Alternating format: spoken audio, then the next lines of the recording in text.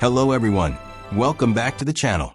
Are you getting too many liked replies notifications in Meta AI?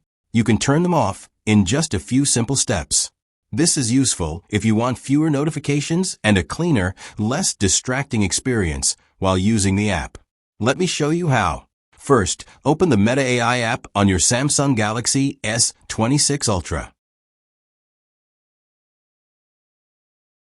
Tap the menu icon in the top left corner of the screen. Then tap the settings icon. Scroll down and tap notifications. Next, open Vibes and Replies.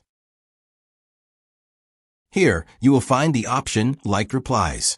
You will also see the description. When someone likes your reply. If the toggle is enabled, Meta AI will send notifications when someone likes your reply. To stop these alerts, simply turn the toggle off. Once disabled, you will no longer receive liked replies notifications. This helps reduce unnecessary notifications and keeps your app experience more focused. And that's how to turn off liked replies notifications in Meta AI on your Samsung Galaxy S26 Ultra. If you found this video helpful, don't forget to like and subscribe for more simple Android tutorials. Thanks for watching, and I'll see you in the next video.